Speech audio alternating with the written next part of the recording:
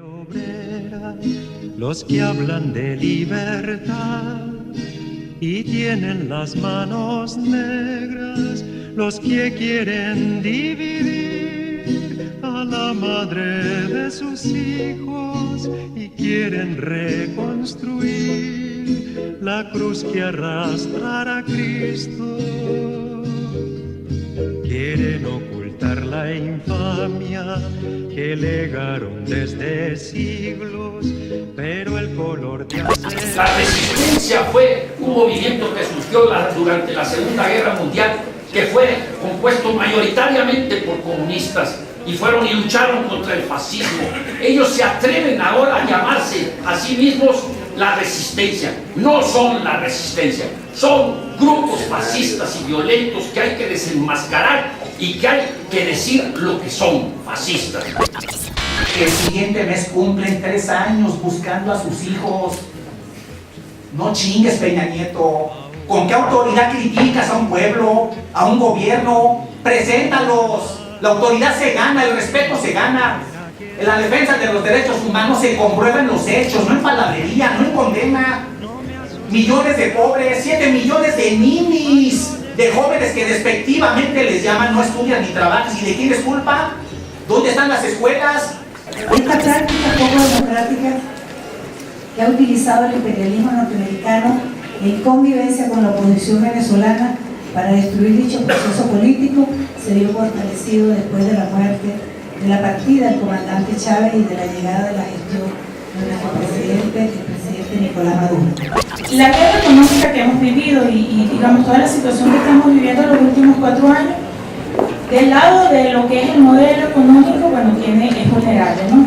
Y no es tanto que es vulnerable a la dependencia del petróleo, eso es importante, porque determinan los niveles de producción. Pero sobre todo estamos en esta situación por la dependencia de las grandes corporaciones transnacionales de los alimentos, sobre todo de los alimentos, pero sobre todo medicamentos.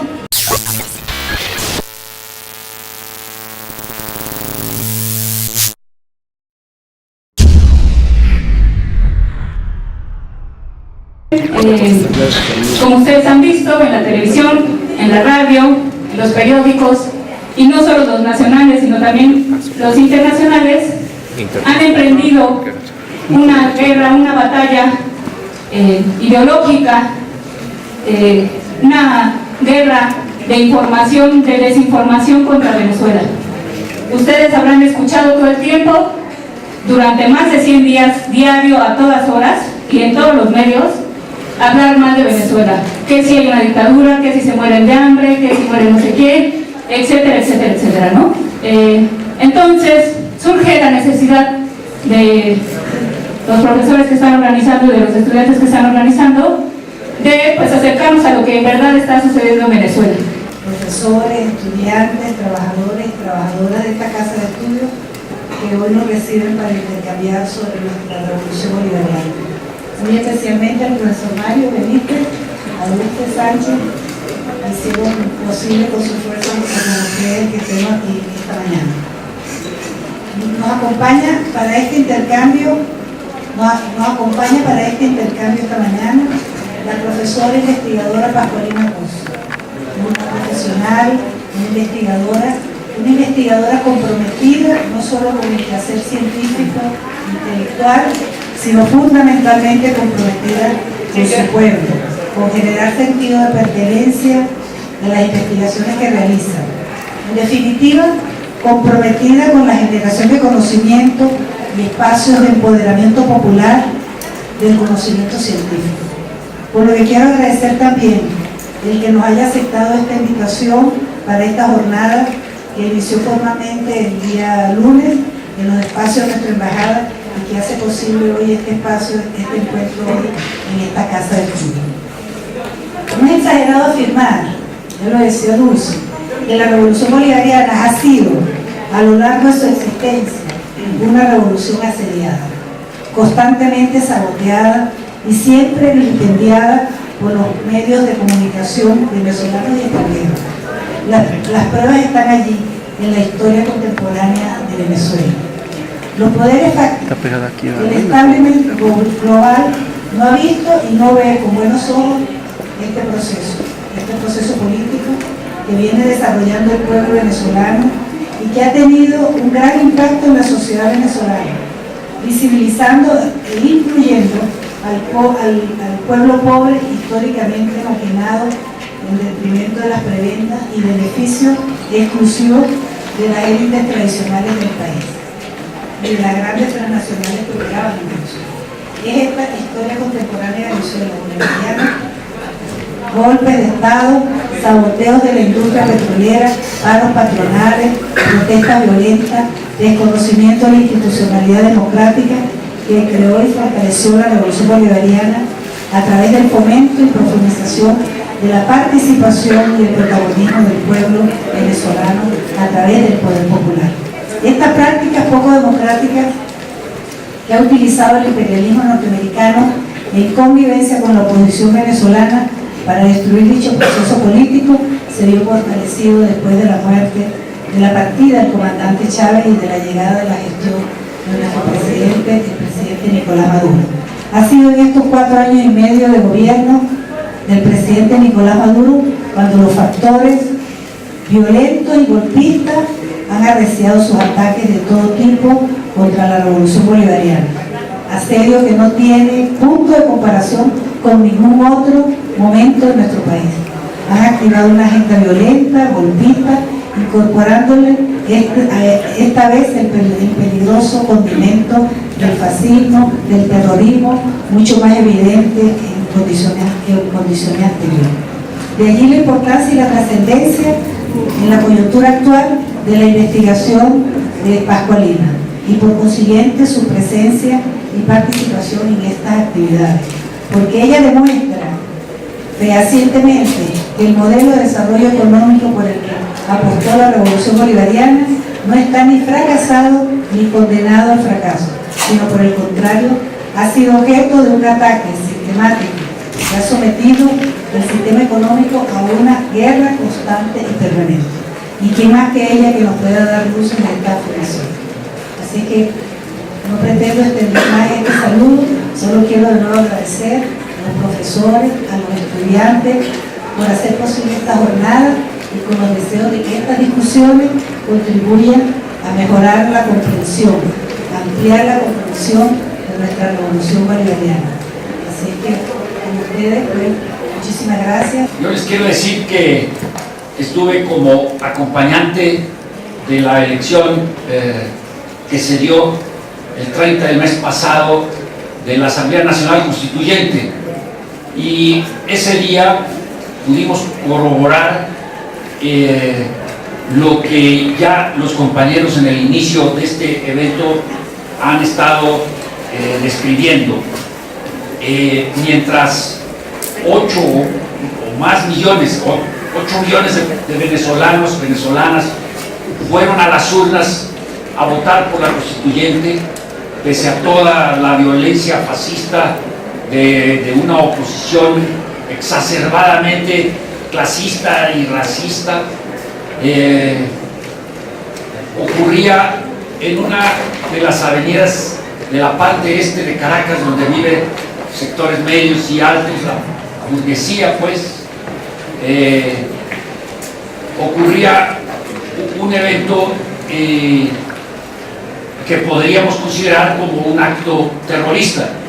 Fue una partida de motorizados de la Guardia Nacional Bolivariana que venía dando la vuelta, y cuando ya salía por una de las calles, de pronto hubo una gran explosión y los medios de comunicación mundiales, empotrados en estas trancas, como les llaman ellos, en estos grupos violentos, sacaron una foto de ese atentado terrorista contra los muchachos de la Guardia Nacional Bolivariana. Uno de ellos murió, 8 más o menos, creo que fueron 8, resultaron heridos de gravedad, y toda la prensa al día siguiente de la elección, o sea, el lunes que siguió a la elección, pusieron unas fotografías en las portadas de sus periódicos. Por ejemplo, en España y que supuestamente lucha contra el terrorismo, pusieron en sus periódicos, en sus portadas, esa fotografía de la explosión que había sacado un fotógrafo de la agencia de noticias de Reuters. Pero lo más sorprendente de todo esto, compañeros y compañeras, es que el cabecero de la noticia decía más o menos: Maduro llena con sangre, baña con sangre la constituyente. Maduro impone con represión la constituyente. O sea, las víctimas se hicieron aparecer como victimarios, y el acto terrorista aparecía como que había sido en el contexto de una represión del gobierno del presidente Maduro. Revisando lo que sería el aspecto jurídico de ese evento, yo lo puedo considerar como una apología al terrorismo.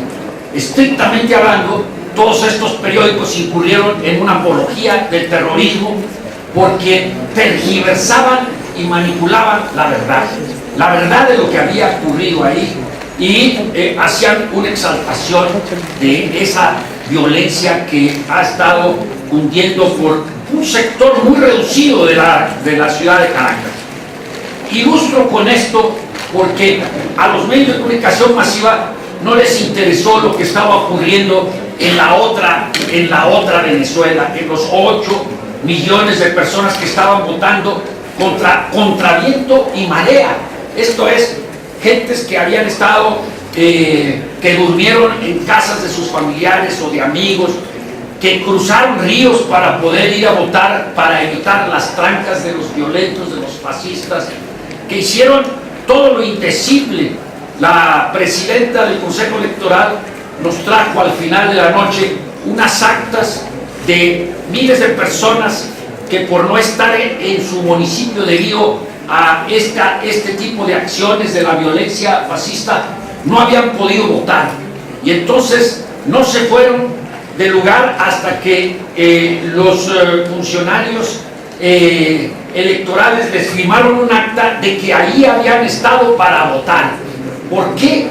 Porque la elección de la Asamblea Nacional Constituyente no solamente fue legítima, legal, establecido dentro de las leyes constitucionales por atribuciones del presidente de la República para hacerlo, sino que constituyó una respuesta específicamente destinada a hacer una revolución dentro de lo que es la revolución bolivariana. Tuvimos la oportunidad de ver, de platicar durante todo un día con los constituyentes, las constituyentes que representaban los distintos sectores de la sociedad venezolana, discapacitados, los luchadores por la igualdad de género, las luchadoras, campesinos, incluso sectores de empresarios, etcétera, de los 8 o 10 sectores que conformaron el sector no territorial, sino sectorial de la constituyente, y todos ellos hicieron unas exposiciones brillantísimas. Yo me acerqué a ellos, les dije: compañeros, compañeras, realmente para mí, venezolano, si fuera yo, no podría yo votar, escoger a uno, porque hubiera escogido a todos. Sin embargo, pues, se formó esta constituyente y está trabajando y dando respuesta a la violencia. ¿Por qué el pueblo venezolano, pese a toda la violencia, hizo esta épica de participación, incluso muchos de ellos arriesgando sus vidas? Los violentos en el barrio del Este, en los barrios del Este, habían incluso puesto cadenas a los edificios para que la gente no saliera a votar. Esto es, hicieron todo lo posible por boicotear a la constituyente, y la constituyente salió. Entonces, esto que les digo de las dos realidades en el mismo día, prácticamente en las mismas horas, es lo que está pasando en Venezuela. Es una guerra que el Pentágono llama de los tipos de guerra asimétrica o de amplio espectro, que va en el plano de lo económico, de lo diplomático, de lo político, de lo ideológico, de lo cultural y particularmente en este caso lo que los contrainsurgentes estadounidenses llaman la batalla de la narrativa. Ellos dicen, los ideólogos del Pentágono, los intelectuales que los hay, dicen que lo que importa no es la verdad de lo que ocurre, sino la narrativa de lo que ocurrió. Entonces dicen, la batalla de la narrativa es hacer que una falsedad como la que ocurrió sea totalmente tergiversada, sea una cosa que se transmita a los medios de comunicación masiva. La doctora Pascualina hablará sobre lo de la guerra económica, pero les quiero decir que en Venezuela, en lo que es la dimensión militar, los Estados Unidos y la oligarquía de patrias completamente no obsecuente con sus mentores estadounidenses, están haciendo todo lo posible para que pudiera repetirse un golpe de Estado como en el 2002. Pero han encontrado a una Fuerza Armada que tiene un historial antioligárquico muy singular en los ejércitos de toda América Latina. Y mientras en países como el nuestro los ejércitos no son más que la fuerza armada de la burguesía que ocupa territorio y que protege a las corporaciones y a las transnacionales, incluyendo al propio crimen organizado, que es una transnacional más de la delincuencia, en Venezuela la fuerza armada obedece a su soberano, que es el pueblo de Venezuela, y el gobierno legítimamente electo, y a su presidente y comandante en jefe, que es el presidente Maduro. Por eso, al no encontrar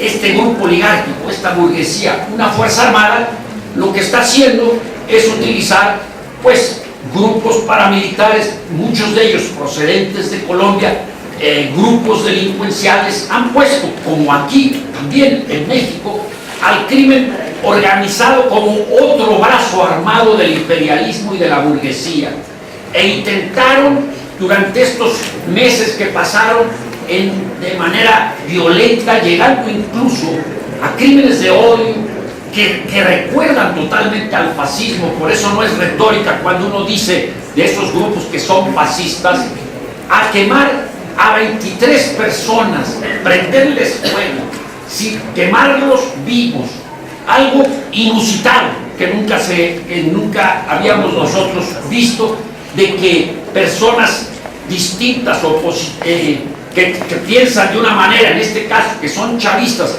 pero también que tienen la apariencia de chavistas, porque ahí hay una endogamia que podemos decir clasista, en donde en la apariencia popular de personas de origen africano, pobres, lo que sea, son inmediatamente consideradas chavistas. Entonces yo te voy a quemar porque pareces chavista, y así lo han hecho con 23 personas.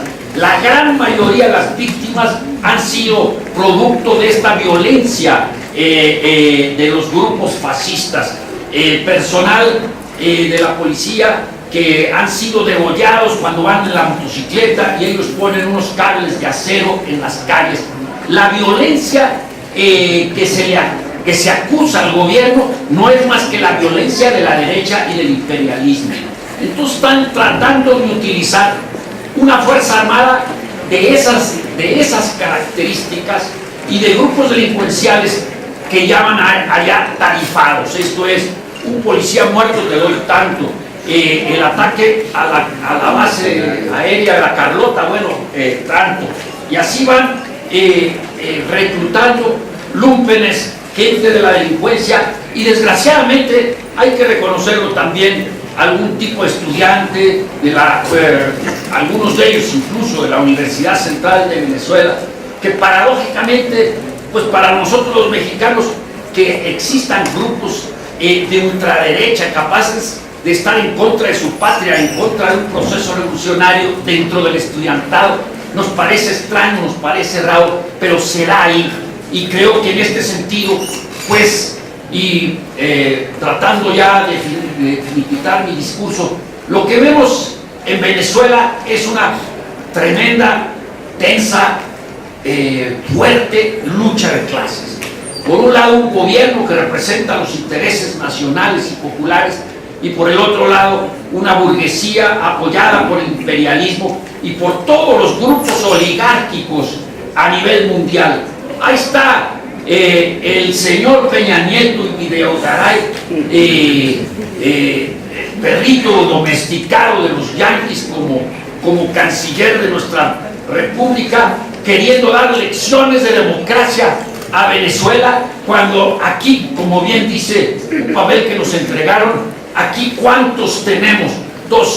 Más de 200,000 muertos en una guerra contra el pueblo, en una guerra contra los pobres, en una guerra contra los jóvenes, miles de desaparecidos forzados,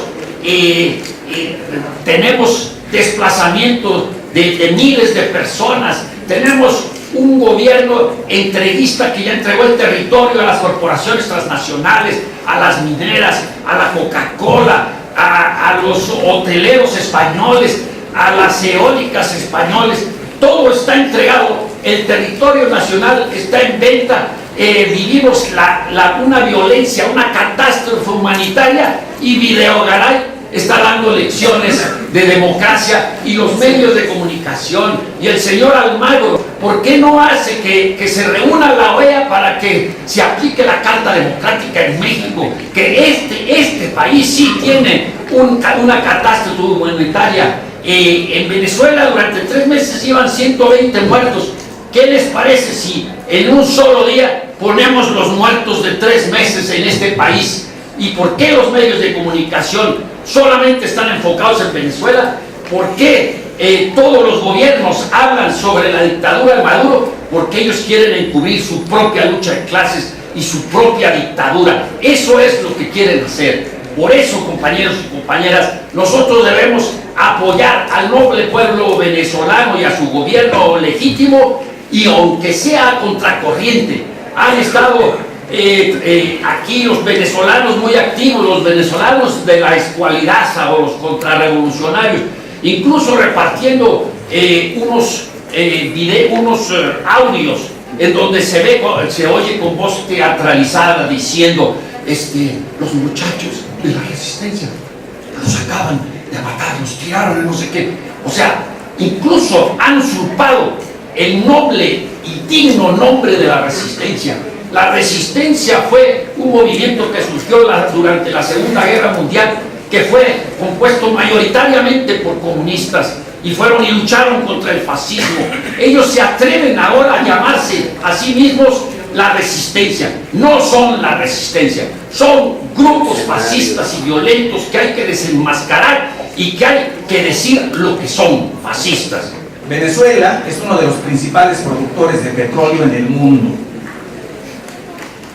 Dispone de la mayor reserva petrolera del planeta, cerca de 300,000 millones de barriles de crudo, casi una quinta parte del total global. Ha superado a Arabia Saudita. No hay en todo el planeta un territorio tan rico en reserva petrolera como Venezuela.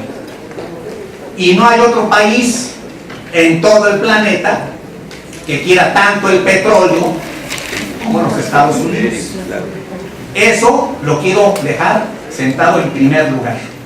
Si Venezuela no tuviera una gota de petróleo, si fuera un país pelón, con pura arena y 10 alacranes ahí, ni lo pelaban, ni les interesaba, lo dejaban en paz. Hace muchos años, aquí un presidente dijo: pobre México, tan lejos de Dios y tan cerca de Estados Unidos. Pobre Venezuela, con tanto petróleo, con Estados Unidos tan cerquita y con esa voracidad, y con Donald Trump de presidente. Ese es el problema. No creo, compañeros, que quieran democratizar a Venezuela. Eso es un cuento. Siempre es el pretexto. la democracia. Y van a entrar, incluso han acariciado la vía militar para apoderarse de ese petróleo. Entonces no podemos engañarnos.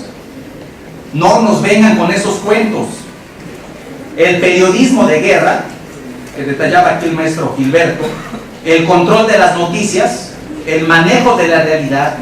¿Por qué no dicen en los medios, en todo el mundo, la riqueza petrolera y el hambre de Estados Unidos por el petróleo? ¿Por qué no informan eso? Están siempre queriendo justificar esa intervención. Hablan de crisis humanitaria. Y tú prendes la tele en cualquier momento, a cualquier hora, y la tele de todo el mundo, y todo el tiempo es contra Venezuela. ¿Y qué creen? Allá va caminando la gente y se desploma de hambre. Como si fueran en el desierto arrastrándose, pidiendo agua. Es una crisis humanitaria, te dice. Es una crisis humanitaria, pidiendo la intervención. Y esto es absolutamente falso, compañeros. Falso. Todo el tiempo es crear una opinión pública a nivel mundial para que se acepte que van a entrar a rescatar a Venezuela. Ese es el papel de los medios.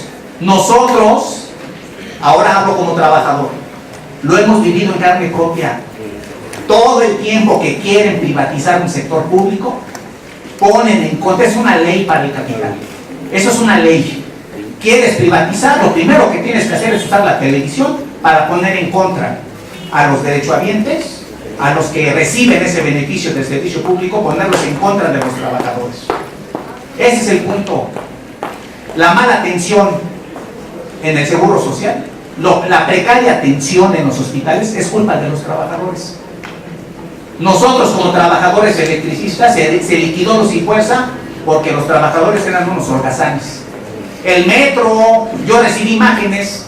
El metro es un caos el servicio. ¿De quién creen que es culpa? De los trabajadores. A nivel mundial es la misma receta. ¿De quién es culpa? No, de Maduro. Y es culpa de Maduro. ¿En serio todo lo que estás haciendo es para poner democracia? Estados Unidos no se ha enterado que Venezuela tiene una enorme riqueza petrolera en el Orinoco. ¿Ignoran eso? Claro que no. Por supuesto que van por esa riqueza. Es la vieja estratagema de poner a la gente, al pueblo, a los trabajadores en contra. Y nosotros somos trabajadores, somos pueblo. No podemos pensar como los de arriba, tenemos que pensar como pueblo. Y ese es un punto muy importante, porque al lado del despojo del petróleo, también quieren despojarnos de una esperanza. Quieren derrotar una esperanza. Que es posible usar la riqueza de cualquier pueblo a favor de ese pueblo. No solamente quieren el despojo del oro negro, el despojo de la esperanza, de tener un sueño, de poder decir un mundo diferente y mejor. Sí es posible, algo que ellos no pueden hacer. Cerca de 20 años tiene Venezuela intentando un proyecto a favor del pueblo. Aquí en México tenemos más de 30 años sufriendo el neoliberalismo. Vamos a ver los avances de Venezuela con sus escasos 20 años buscando este derecho, y vamos a compararnos con ellos para tener autoridad. Yo de un par de datos que les quiero comentar. Venezuela, el quinto país del mundo con la mayor cantidad de médicos por cada 1000 habitantes. El quinto del mundo. ¿Dónde está México? El gobierno dota de computadoras a los estudiantes. 7 de cada 10 alumnos han recibido sus computadoras. Desde 2005, Venezuela ha sido declarado territorio libre de analfabetismo. Desde 2005. Yo ayer abro la jornada y me entero que éramos 6 millones de analfabetas, le bajaron tantito y es la super noticia. No puede ni derrotar el analfabetismo con tanta televisión, con tantos cableros. 2 televisores por casa en todo nuestro país. No pueden derrotar el analfabetismo, algo que el neoliberalismo nunca va a lograr. Venezuela lo logró desde 2005. Den ese dato. Los años de escolaridad promedio de las personas de 25 años y más en los hogares más pobres aumentó de 5.2 años de escolaridad en 98 a 7.3 años de escolaridad para 2014. Los más pobres están llegando a niveles de acceso educativo hasta secundaria, y es un promedio, porque seguramente estos datos siguen hacia arriba. El 10% de la población más pobre incrementó su tasa de ocupación al pasar de 68.5 en 98 a 74.6 en 2014. Para los pobres hay empleo, están dando alternativas, ocupación. Aquí no pueden y no van a poder. Miren ustedes, el 95.4 de los venezolanos come 3 y más veces al día. Yo doy clases por la tarde y tengo estudiantes que vienen con la panza vacía. No manchen. Chequen este dato. El porcentaje de hogares con pobreza extrema estructural era 10.8 en 98. Pasó a 5.4 en 2014. Redujeron esta pobreza extrema estructural al 50%.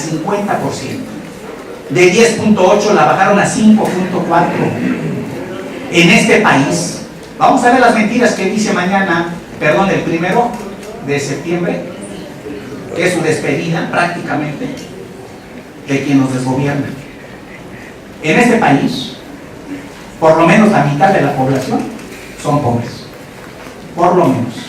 Estoy hablando de 60 millones de seres humanos. Venezuela debe tener unos 32, 33 millones de habitantes. Todo Venezuela. Aquí tenemos 120 millones. 60 pobres. Imagínense dos Venezuelas completitas de pobres.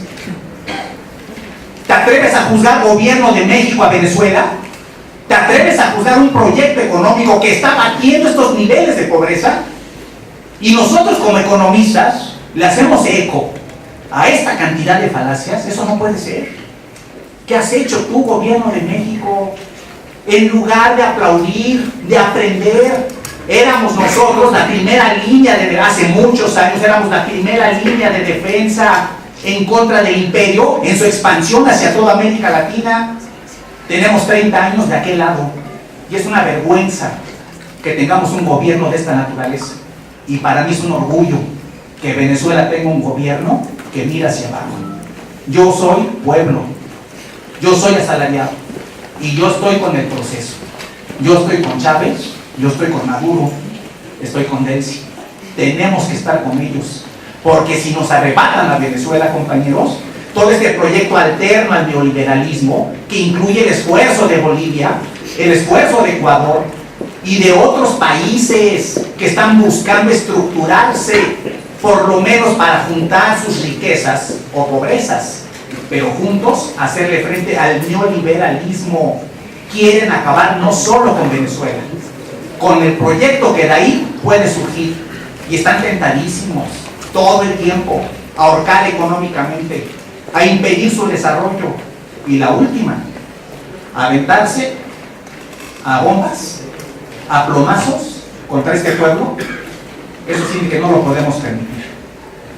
Ahora bien, compañeros, a mí me avergüenza este gobierno. Peña Nieto sumarse en lugar, el papel que está jugando Venezuela, ese era el papel que debía jugar México. Ser el hermano mayor, ser el ejemplo. Y en lugar de sumarse a Venezuela, lo condena. ¿A dónde crees que vas, Peña Nieto y Videgaray? ¿Con qué autoridad te atreves a criticar? Aquí hay compañeros adultos que tienen hijos. ¿Saben lo que es perder un hijo? A mí me falta un hijo en la noche, no llega, pero yo me muero, Imagínate, 43 padres, 43 madres, que el siguiente mes cumplen 3 años buscando a sus hijos. No chingues, Peña Nieto. ¿Con qué autoridad criticas a un pueblo, a un gobierno? Preséntalos. La autoridad se gana, el respeto se gana. En la defensa de los derechos humanos se comprueban los hechos, no en palabrería, no en condena. Millones de pobres, 7 millones de ninis, de jóvenes que despectivamente les llaman, no estudian ni trabajan. ¿Y de quién es culpa?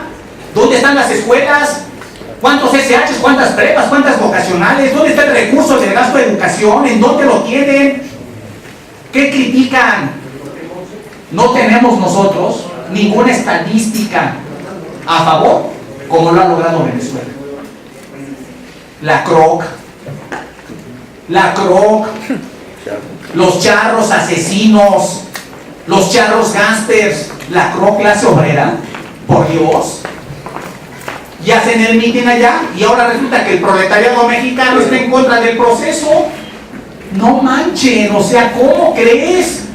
Somos trabajadores y allá vemos cómo está elaborándose, cómo están avanzando. La Asamblea Constituyente que quiere mantener un régimen dictatorial. Yo también tomé unos datos que aquí los compañeros venezolanos podrán confirmar.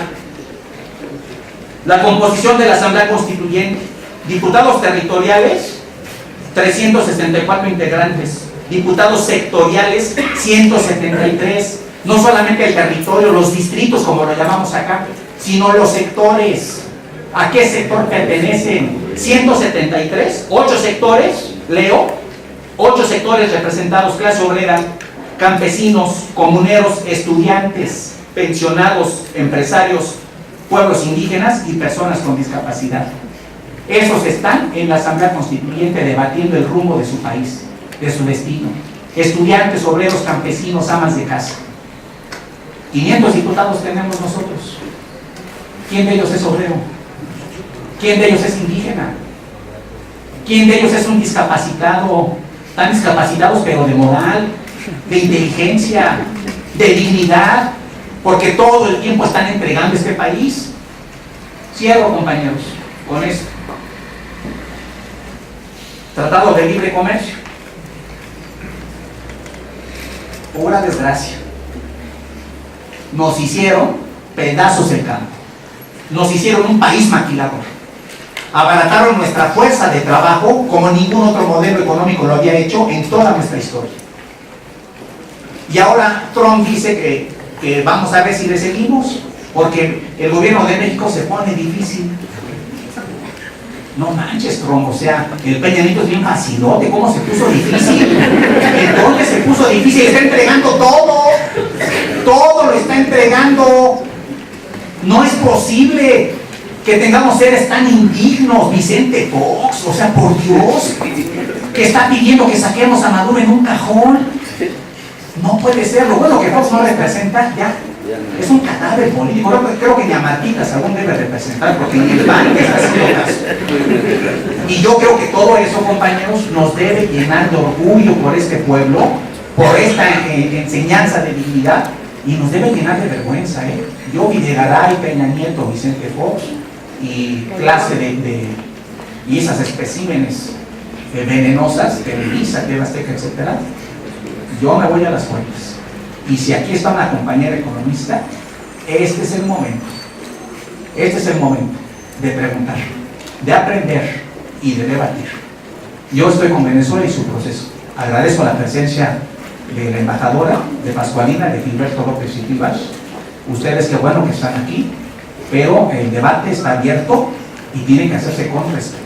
Pero digamos que el principal objetivo, uno de los grandes objetivos de compartir este espacio es mostrarles cómo el pueblo venezolano desde hace por lo menos 4 años ha estado siendo fuertemente agredido en el marco de una guerra económica. Digo por lo menos desde hace 4 años porque ha sido con mayor intensidad desde hace 4 años. Pero esta situación comenzó desde el mismo momento en que el presidente Chávez asumió la presidencia, es decir, en 1999. Y bueno, mostrarles cuáles han sido los mecanismos a través de los cuales han buscado socavar, porque ese es el objetivo de esa guerra económica, una guerra económica que ha sido encubierta, que ha sido velada, que no muestra rostros, que no muestra quiénes están detrás, pero que ha tenido unos mecanismos que han buscado, y es el principal objetivo, generar desestabilización social a través de la manipulación de mercados, la manipulación de la economía. ¿Pero para qué? Para incidir sobre las preferencias políticas electorales del pueblo venezolano, es decir, para socavar el apoyo popular a la revolución bolivariana. Ese es el principal objetivo de la guerra económica. El objetivo es político y utilizan la economía para incidir sobre las preferencias políticas, y no es casual entonces que estas acciones, y lo vamos a ver, ¿no?, se intensifican sobre todo en el marco de procesos electorales o de alta conflictividad política. Además, debemos decir que no son prácticas nuevas, son prácticas que trascienden el tiempo y el espacio. Es decir, no son prácticas que inventaron ahorita en Venezuela, sino que han utilizado en otros momentos históricos, en otros países, y ustedes conocen la historia de Chile entre el 70 y el 73, con Salvador Allende y el derrocamiento de Allende. Son exactamente las mismas prácticas con algunas adaptaciones, pero es el mismo libreto. O las prácticas utilizadas a finales de la década de los 80 en Nicaragua, incluso las prácticas utilizadas a finales de los 80 antes de la caída del muro de Berlín.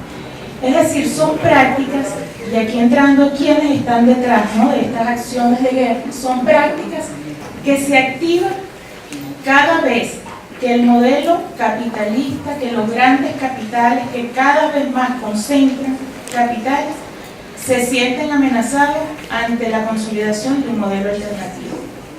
Y en este caso, un modelo que busca avanzar hacia la justicia social, la igualdad, un modelo socialista.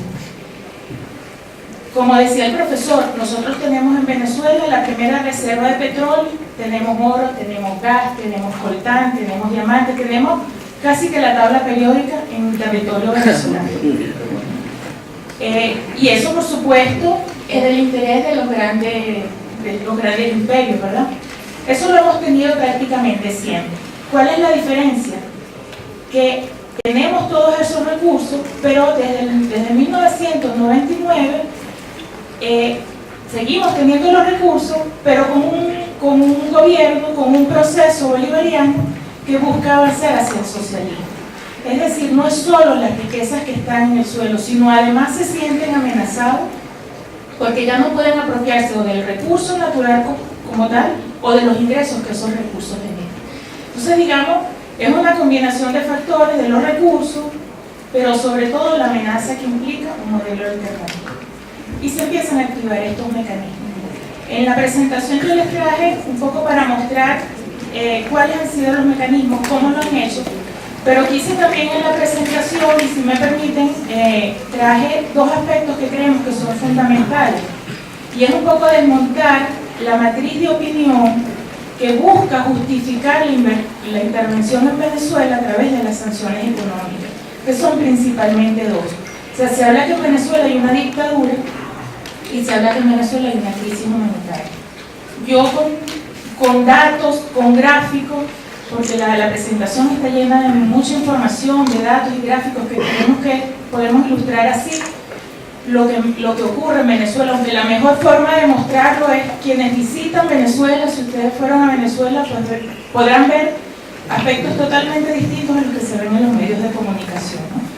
Pero bueno, una manera de mostrarlo son con datos y con gráficos. Entonces la presentación, una primera parte, está relacionada con los mecanismos de agresión económica contra el pueblo venezolano, y las otras partes, las dos últimas partes, un poco cómo es la democracia en Venezuela y cuáles son las condiciones sociales gracias al modelo revolucionario bolivariano que inició en 1999. Otro aspecto para contextualizar, la guerra económica. Si quieres pasar a la siguiente, por favor. La guerra económica la definimos como agresiones contra el pueblo, no son agresiones contra la economía. Al igual que las sanciones que decretó Trump el viernes no son contra el presidente Maduro, no son contra el gobierno de Venezuela, son contra el pueblo. Afectan al pueblo sin excepción. Y utilizan la economía como medio para incidir sobre las preferencias políticas. Ahora, la guerra económica no va sola. La guerra económica va acompañada, esas acciones, con una guerra psicológica y con una guerra comunicacional. Este cerco mediático que nosotros estamos viendo incluso dentro de las fronteras de Venezuela y con más razón fuera de nuestra frontera, no es casual.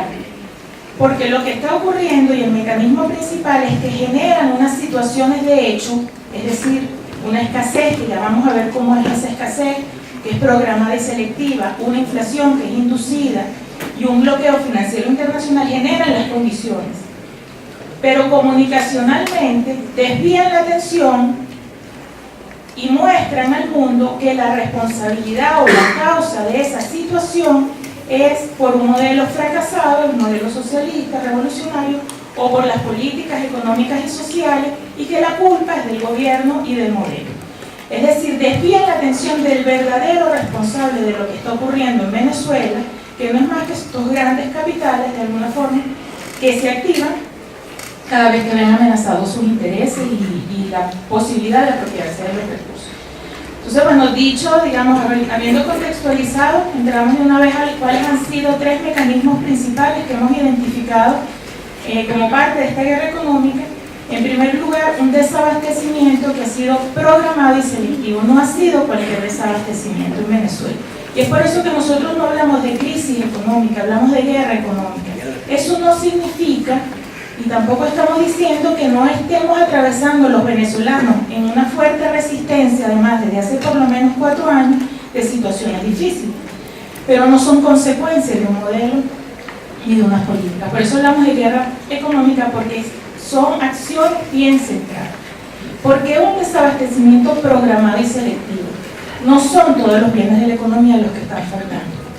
Si ustedes fuesen a Venezuela y se pasean por los centros comerciales, por las avenidas, ustedes van a ver las tiendas llenas de vestido, de calzado, de productos en general. Han estado faltando algunos bienes muy particulares, que son los alimentos, y no todos los alimentos, algunos medicamentos y no todos los medicamentos, y algunos productos de higiene.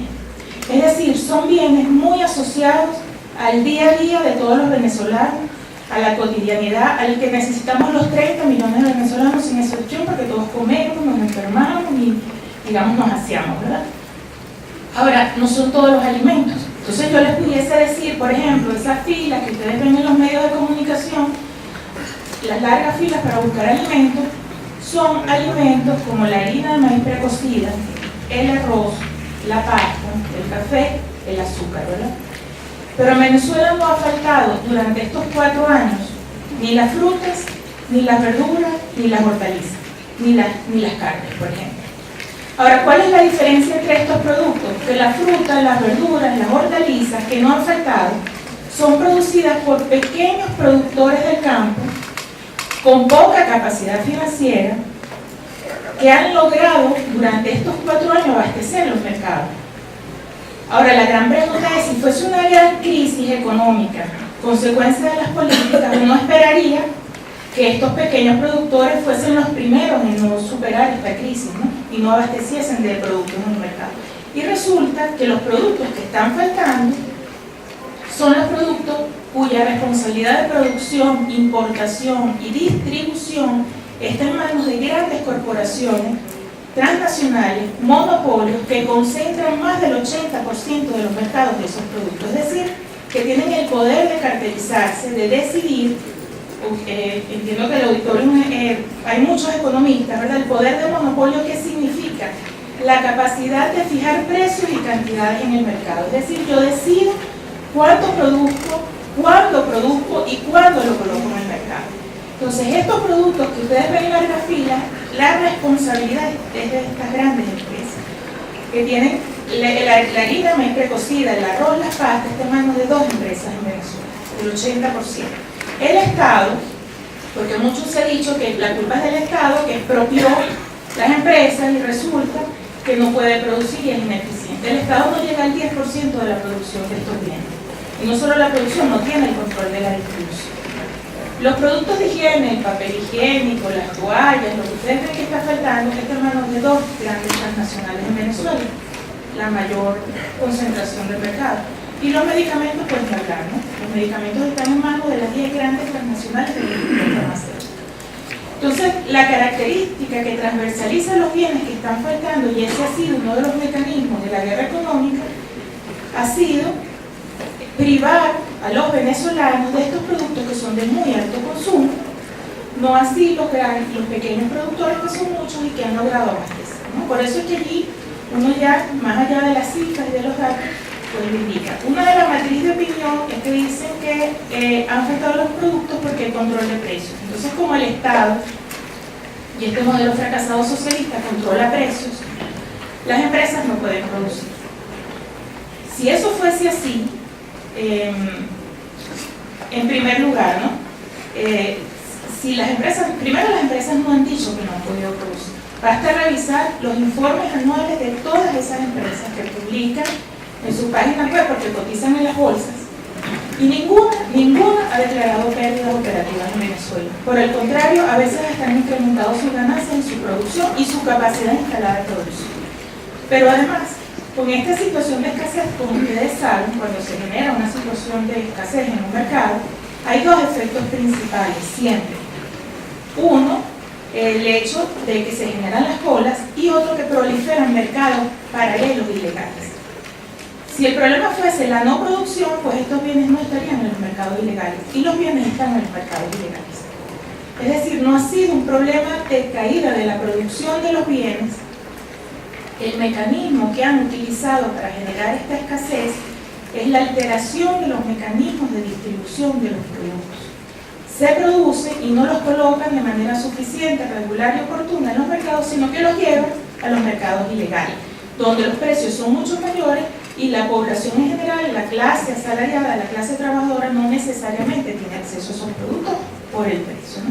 Vamos, ese es un primer mecanismo que han utilizado. Ahorita yo les voy a mostrar unos datos más gráficos y decimos que ha habido un desabastecimiento también programado, porque no es casualidad que cada vez que hay un proceso electoral se intensifica la escasez o de alta conflictividad política.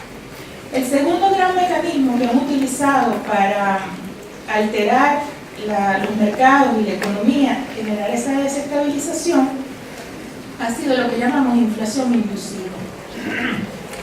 Y le colocamos el apellido inducida porque es muy importante, ¿no? Como ustedes saben, se genera inflación, aumentan los precios cuando disminuye la oferta en un mercado. Pero eso es lo que dice la teoría clásica ortodoxa. No ha disminuido los niveles de producción en Venezuela. Yo les voy a mostrar ahora unos gráficos, pero para que ya vayan teniendo alguna idea, ¿no? Los niveles de producción medidos por el Producto Interno Bruto en Venezuela, los últimos 4 años de guerra económica, a pesar de la guerra económica, a pesar de la caída del precio del petróleo, siguen estando 9% por encima de los últimos 30 años. No ha habido un problema de producción como tal. La inflación ha sido inducida no por la caída de la oferta, sino que han manipulado el tipo de cambio en el mercado ilegal. Les voy a explicar un poco cómo es el control cambiario en Venezuela. En Venezuela el 95% de los ingresos por divisas es por concepto de petróleo. El otro 4% por concepto de exportación de bienes del sector público. La empresa privada en Venezuela, que dice ser muy eficiente, exporta el 1%. Es decir, genera solo el 1% de divisas al país. Por lo tanto, las divisas son públicas, son de todos los venezolanos, por tener petróleo u otros minerales. Si el Estado no controla la asignación de divisas, ¿quiénes creen ustedes que se van a apropiar de esas divisas? Los que tienen mayor capacidad de compra, que no es el venezolano de aquí. Por eso justifica el control cambiario en Venezuela, para evitar que esas divisas sean apropiadas por los grandes capitales, sobre todo transnacionales, y puedan permear en la economía, en un proceso productivo y según las necesidades de la población. Cuando hay control cambiario, siempre hay un mercado ilegal, ¿verdad? Siempre aparece un mercado ilegal. Y siempre ha aparecido, desde el 2003 tenemos control cambiario. Desde el año 2012, sobre todo desde el 2013, han venido manipulando este tipo de cambio en portales web que publican periódicamente el valor de esa moneda. Al publicar el valor de esa moneda, que no tiene nada que ver con las condiciones económicas, es decir, eso no tiene nada que ver con el monto de las reservas internacionales, no tiene que ver con la liquidez monetaria, incluso lo que dirían los monetaristas, ¿verdad? Es totalmente arbitrario, desproporcionado y sin un patrón político. Ahora, ¿cuál es el problema cuando ellos manipulan ese tipo de cambio? El problema es que el tipo de cambio en Venezuela marca los precios internos de la economía. Entonces le voy a colocar un ejemplo. Si los grandes importadores son monopolios y reciben del Estado las divisas, la divisa preferencial incluso, tasa preferencial por debajo incluso del valor, con el objetivo de que coloquen los bienes a precios justos en el mercado, ese importador, supongamos que el importador de un repuesto y un vehículo, compra el producto a $100 fuera y lo lleva a Venezuela, lo tiene que vender en bolívares, ¿verdad? Que es nuestra moneda. No lo va a vender a $100 por 10 bolívares, es decir, no lo va a vender a 1000 bolívares. Él lo va a vender a 100 por el valor más alto que él va a ver en el mercado. Y el valor más alto que él va a ver en el mercado es el del tipo de cambio legal que ha sido manipulado. No sé si me siguen. Ese valor en este momento está en 17.600 bolívares. ¿Ven la diferencia entre 10 bolívares y 17.000 bolívares? Cada vez, y 17.000 bolívares no es el valor de la moneda. Incluso los factores políticos de la oposición, los estudiosos de la economía de la oposición reconocen que ese no es el valor de la economía, es totalmente arbitrario, pero sirve para marcar los precios internos. Por lo tanto, ese señor que importó el repuesto va a vender a $100 por 17.000. Y de repente el productor del campo que no necesita nada importado, pero que tiene que comprar el repuesto para su vehículo, va a comprar un repuesto más costoso y por lo tanto eso va a mover todas las estructuras de costo del entorno del país y va a generar inflación. Eso es lo que han venido haciendo. Este mecanismo no es nuevo y por eso la importancia, cuando venimos a estos espacios, más allá de lo que nos está ocurriendo al pueblo venezolano, de entender que son mecanismos de los grandes capitales que se activan y distorsionan la economía. Lo mismo hicieron en Chile, manipulando el tipo de cambio y llevando la inflación que les llegó a 400%. O lo mismo hicieron en Nicaragua, manipulando el tipo de cambio y llevándole la inflación en el 88 a 10.000%. Y lo mismo hicieron en Zimbabue y le llevaron la inflación a 23 dígitos. Son mecanismos probados y eso es lo que están haciendo contra la economía de Venezuela y contra el pueblo de Venezuela. Así lo han venido haciendo y han distorsionado un arma muy poderosa de guerra. ¿Por qué? Porque no solo afecta, ¿cuál es la implicación de todo esto? Que al generarse esa inflación inducida, el 97% que somos clase trabajadora asalariada, pues nos afecta, ¿verdad? Cuando aumentan los precios, el principal afectado es la clase trabajadora que vive en un salario nominal.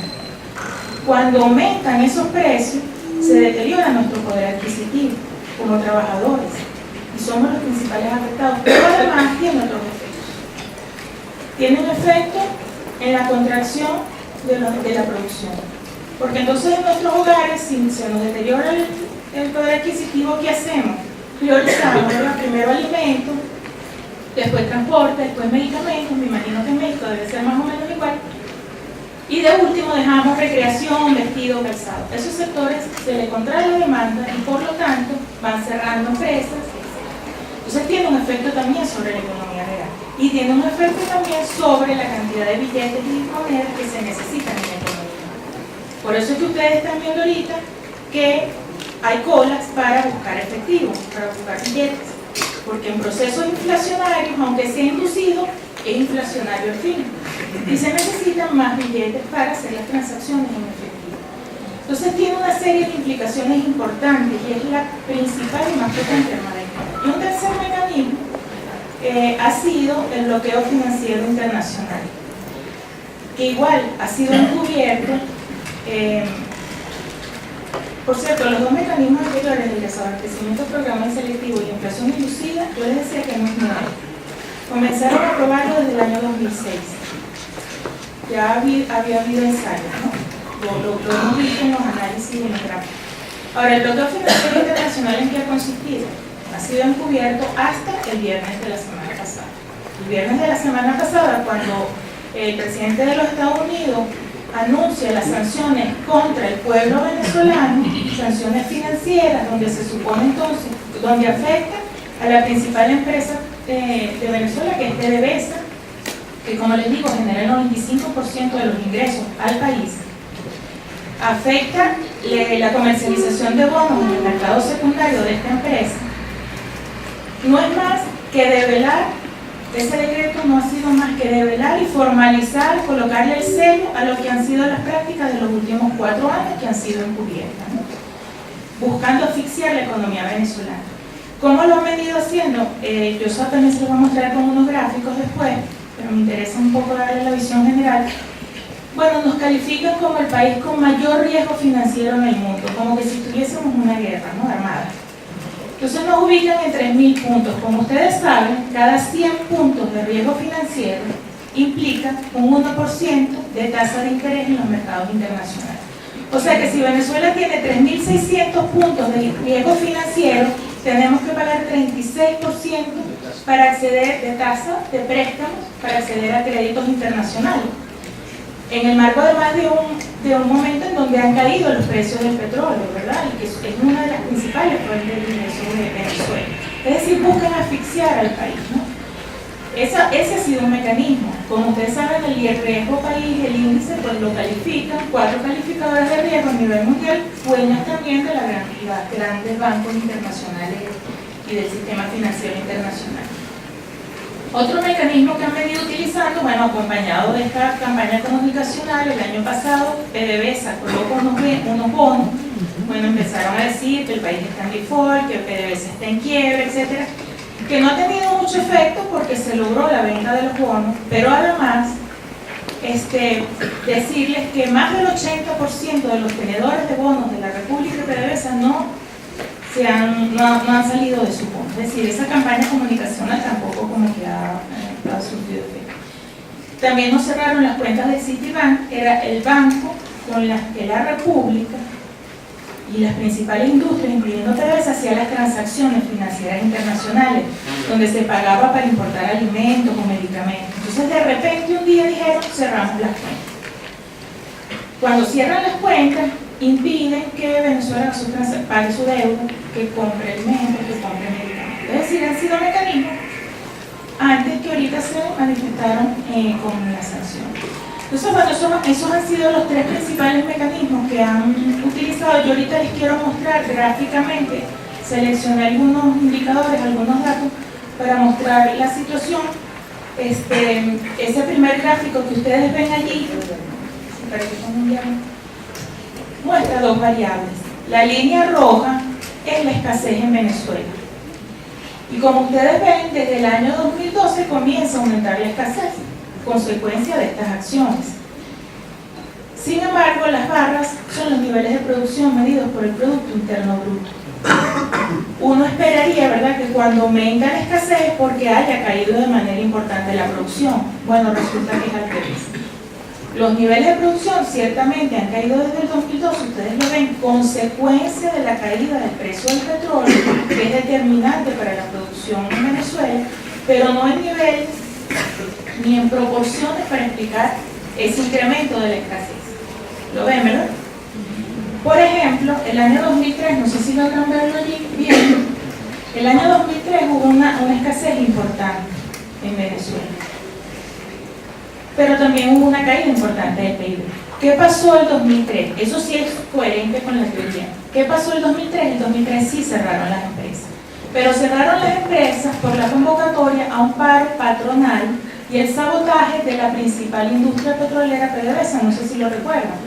Cuando yo les decía que estas acciones de guerra económica están desde 1999, bueno, el hecho de que nos hayan saboteado PDVSA en el 2002 y hayan convocado un paro patronal, porque fue un paro patronal que además el que no se quisiera parar, igual se tenía que parar, porque al sabotear la empresa petrolera quitaron de gasolina y combustible a todo el país, lo que es necesario para movilizarse, ¿verdad? Un paro forzoso, cae la producción y aumenta el nivel de escasez. No así, por ejemplo, el año 2007, no sé si logran verlo allí, el año 2007 fue el año de convocatoria de la reforma de la Constitución, la convocó el presidente Chávez. Fue la única elección que perdió el presidente Chávez. Ese año aumentó la escasez. Ese año no había café, no había leche, no había azúcar, no había harina, pero fíjense que la producción más bien había aumentado, ¿no? Contrario a lo que me esperaría. Apenas terminó el proceso electoral aparecieron los productos en los anaqueles. Entonces es un problema del acaparamiento, no de la producción. Y allí les traje la misma línea de escasez y como ustedes ven aquí, cada pico de escasez es un proceso electoral. Cada vez que hay un proceso electoral o de una conflictividad política, aumenta la escasez. Repito, no por disminución de la producción, sino por alteración de los mecanismos de distribución. Más adelante después va a haber una gráfica, pero les puedo decir que, así como les dije que los niveles de producción están en un 9% por encima de los últimos 30 años, el desempleo está en un 6,6% en Venezuela. Es una tasa de desocupación relativamente baja, ¿verdad? No es un problema de producción. ¿Me siguen? Y bueno, el segundo mecanismo que les comenté, que es la inflación, allí tienen. Si ustedes ven, desde el año 98 hasta el año 2012, la inflación en Venezuela se controló con este modelo supuestamente fracasado, que dicen fracasado, se controló a 2 dígitos, pero se controló. ¿Cuándo aumentó la inflación? Aumentó en 2003, consecuencia del paro patronal y del sabotaje petrolero, y aumentó un poco en 2008, consecuencia de la crisis financiera internacional. Pero fíjense lo que pasa después del 2013. Como ustedes saben, y lo pueden buscar en cualquier libro de texto de economía de esos clásicos, no hay explicación para ese comportamiento. No los niveles de inflación, no situaciones de hiperinflación que hemos conocido, y que yo estando en este paso diría que hay que analizar muy bien esos procesos de inflación como los mencioné, por ejemplo el de Zimbabue, el de Ecuador cuando dolarizaron la economía, el de Argentina cuando la caja de conversión. Hay que analizar muy bien para dar otra explicación a esos procesos de inflación distintos a lo que dice la teoría económica ortodoxa, de posibles manipulaciones de estos tipos de cambio, ¿no? Yendo más allá, los asesores de este portal web que marcan el tipo de cambio diariamente son miembros, son los mismos asesores de la dolarización de Ecuador, son los mismos asesores de la dolarización de Argentina, la caja de conversión de Argentina, son los mismos asesores de la dolarización de Zimbabue, son los miembros del Instituto Cato, también profesores de la Universidad de Johns Hopkins, pero son los que han estudiado y estado en los países en estos procesos inflacionarios de dolarización. Ustedes saben que en los 90 hubo una campaña de los Estados Unidos ante la amenaza del euro, buscaron dolarizar sus economías. No nos extrañemos que estén en algo parecido con la amenaza ahorita del yuan, porque necesitan fortalecer la moneda, ¿no? Pero son los mismos asesores, son los mismos mecanismos. Eso se los dejo para sus análisis y su investigación, que creo que es una forma incluso de ir desmontando la teoría económica ortodoxa de las posibles explicaciones de la inflación. Ahora fíjense, eso no se explica ni siquiera con la teoría económica clásica, no clásica, lo que ustedes quieren. No los niveles, sino lo repentino. Y lo repentino está asociado a la manipulación del tipo de cambio. En la próxima lámina, la siguiente por favor, allí tienen la relación entre la línea negra, que es el tipo de cambio en el mercado ilegal, y las barras verdes, que es el índice de precio del consumidor en Venezuela. Hay una relación de 1 a 1. Se mueve el tipo de cambio ilegal, se mueve la inflación en Venezuela. Y lo saben, estas personas que yo les digo que están asesorando, también lo pueden buscar, está en la página web, escribieron un artículo científico en diciembre de 2016 que se llama algo así, Venezuela, bienvenida a la hiperinflación. Y estas personas escribieron palabras más, palabras menos. Bueno, nosotros, este artículo es para estimar la hiperinflación en Venezuela. Y la hiperinflación en Venezuela se estima de la siguiente forma. La inflación en Venezuela es igual a la inflación de su principal socio comercial, Estados Unidos, que es relativamente baja, más la variación del tipo de cambio ilegal. Es decir, reconoce que cualquier variación, manipulación en ese tipo de cambio va a generar inflación. Por eso, cuando el Fondo Monetario Internacional pronostica, entre comillas, decimos entre comillas, cuánto va a ser la inflación en Venezuela, realmente no es un pronóstico, ni una proyección, ni un análisis econométrico, etc. Es simplemente decir, ellos lo que buscan es decir cuánto tiene que estar el tipo de cambio ilegal para llegar a esos niveles de inflación. Así funciona. La siguiente, por favor. Bueno, y esas son las variaciones del tipo de cambio ilegal en Venezuela, que no tienen ningún criterio económico, sino solamente político. Son variaciones, no son los valores. Cada pico es un proceso electoral y lo han venido ensayando desde el año 2006. El último pico que ustedes ven allí fue a finales del año 2006 2016, que ustedes habrán visto en las noticias, que se buscaba el revocatorio, la salida del presidente Maduro, la renuncia, etc. Bueno, incrementó en menos de un mes 154% el tipo de cambio legal. En Venezuela no pasó nada en lo económico para que incrementara 154% en menos de un mes el tipo de cambio legal. Como tampoco ha pasado nada en lo económico, hace 15 días que pasó de 9.000 a 18.000 en menos de 15 días. Es totalmente una manipulación política que busca el incidir sobre el precio de la siguiente. Y bueno, del tercer mecanismo que les estaba comentando, el bloqueo financiero internacional, les seleccioné esta gráfica. La línea roja es el índice de riesgo financiero de Venezuela y el azul son los pagos de compromisos de deuda puntuales en Venezuela. ¿Qué esperaría uno económicamente? Que cuando aumenta el pago, los compromisos, disminuye el riesgo.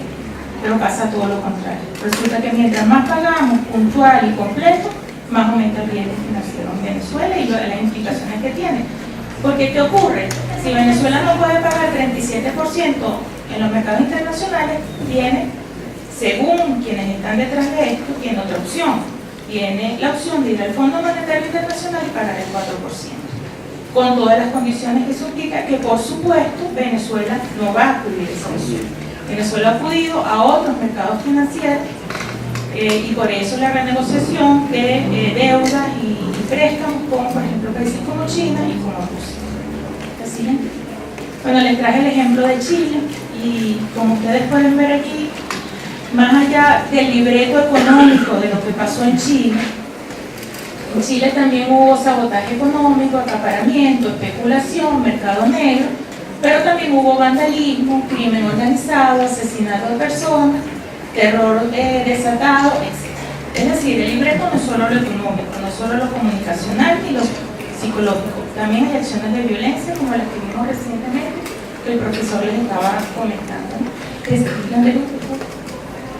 Eso fue tomado de lo que declararon la Central Unida de Trabajadores en el 72 en Chile, ¿no? La siguiente. Y estas son las declaraciones del que era presidente del Banco Central en Chile. Él decía que si uno estudia las cifras de la economía chilena, pues nunca cayó la producción, alteraron los mecanismos de inclusión, es el mismo. Ahora, ¿por qué lo pueden hacer? Por la dependencia, y eso es lo que nos hace vulnerables en la economía venezolana, más que incluso la dependencia del petróleo, es la dependencia de grandes corporaciones transnacionales que nos surten de alimentos, medicamentos y productos digitales. La siguiente, por favor. Y yo les quise traer esto, también se los recomiendo, yo creo que es muy importante que conozcamos este documento, que es un informe del Senado de los Estados Unidos del año 75. Comisionaron a los senadores para que investigaran qué tanto intervino la CIA en el derrocamiento de ella. Y la conclusión de estos senadores es que intervinieron en lo económico, infiltraron a las Fuerzas Armadas chilenas, financiaron los partidos de ultraderecha en Chile, financiaron a los medios de comunicación, sobre todo el Mercurio, y presionaron a los mercados internacionales, primero para que no comerciaran productos con Chile, pero además para que no le dieran crédito. Es decir, es el mismo libreto. Pero es bien importante que nosotros conozcamos cuáles son esos libretos y podamos saber cómo funciona. Bueno, la segunda parte de la presentación, rápidamente, ustedes saben que el viernes formalizaron ese bloqueo financiero internacional y esas sanciones que tienen que ver hasta ahora en la parte financiera, ¿no? Un bloqueo de la comercialización de bonos en el mercado secundario de PDVSA. Hay dos argumentos cuando uno lee ese decreto que buscan justificar esa intervención que es ilegal, que va contra todo derecho internacional, porque como ustedes saben, desde la Carta de la OEA hasta la de Naciones Unidas, ningún país puede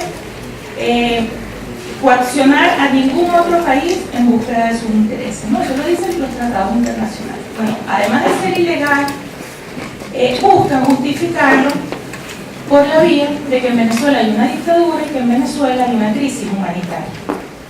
En Libia, si ustedes conocen el caso de Libia, ellos con el mismo libreto buscaron lo mismo, quisieron desencadenar dos aspectos, o una guerra civil a través de violencia o un golpe de Estado.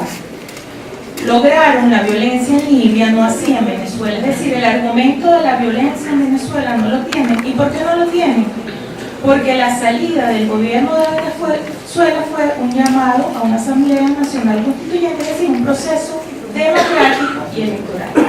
La única vía para ellos justificar esa intervención es decir ahora que hay una dictadura y una crisis humanitaria. Yo lo que les traigo son algunos elementos para desmentir esa matriz de opinión. Entonces fíjense lo que está ocurriendo con la supuesta dictadura en Venezuela. Desde el año 99, 21 procesos electorales. Vamos al número 22, ahora en octubre. No solamente 21 procesos electorales y vamos al número 22, sino además que en los momentos en que ha ganado la oposición venezolana, se ha reconocido el gobierno, el chavismo, digamos, ha reconocido el triunfo de la oposición, ¿no?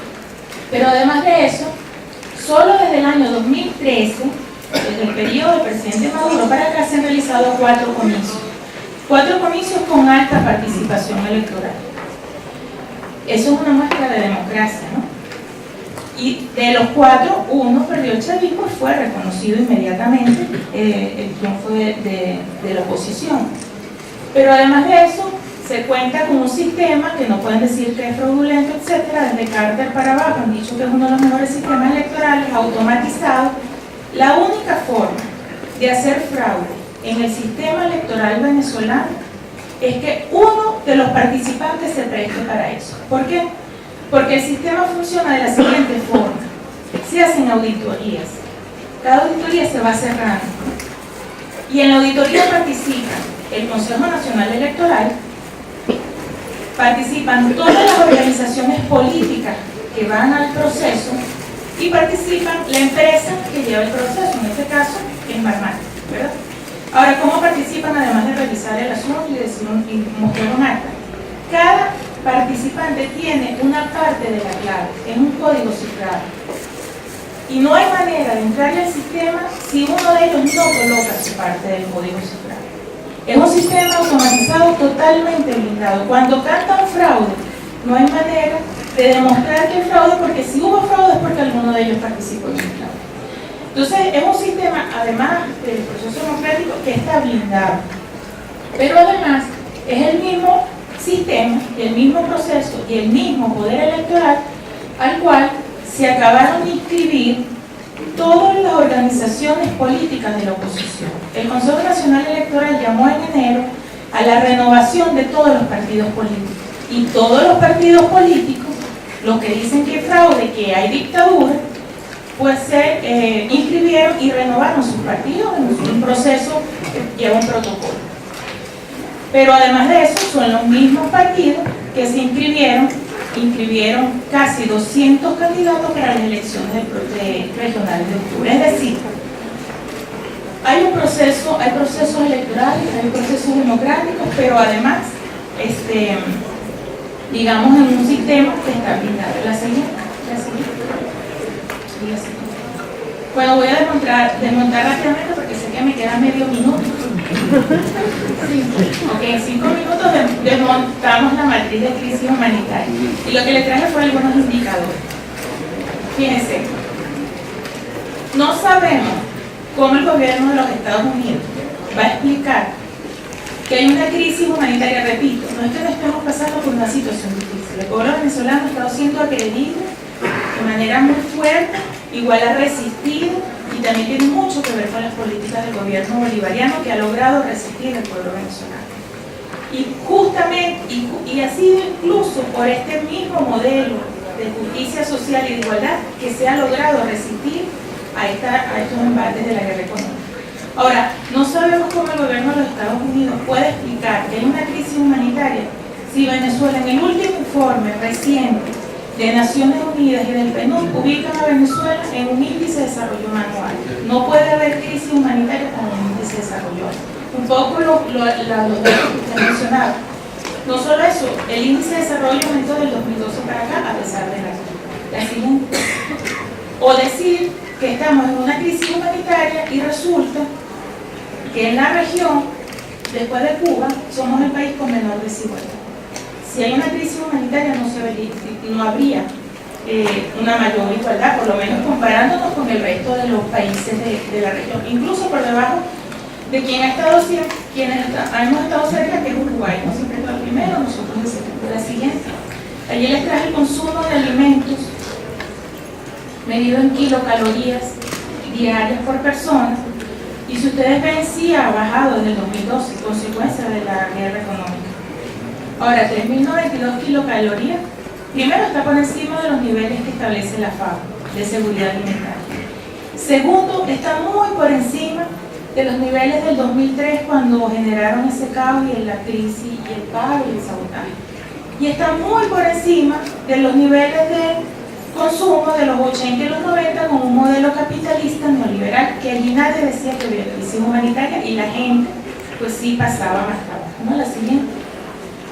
Ahí está la mortalidad por desnutrición, es decir, que quisimos creer si muere o no muere la gente por comida o no comida. Bueno, allí tienen los indicadores, igual el 2003 es muy alto por las acciones políticas en contra del pueblo venezolano a través de la economía, o por ejemplo el año 89, el 96, perdón, que está allí, cómo era la mortalidad por desnutrición. La siguiente, esta es la pobreza estructural, es decir, no la de ingresos, sino la que mide las necesidades básicas y sanitarias. A pesar de la guerra económica, se ha mantenido en niveles bajos. ¿Por qué? Porque eso mide educación, mide viviendas, se han entregado 1.700.000 viviendas estos 4 años. Para que tengan una referencia, el déficit de viviendas en Venezuela es 3 millones, es decir, se ha entregado más de la mitad del déficit. Mide educación, vivienda, mide también salario, ingreso y mide hacinamiento y condiciones de la vivienda. La siguiente. Ahí están los niveles de producción en Venezuela. Yo les decía, sí han caído desde el 2012, han caído sobre todo por la caída del precio del petróleo.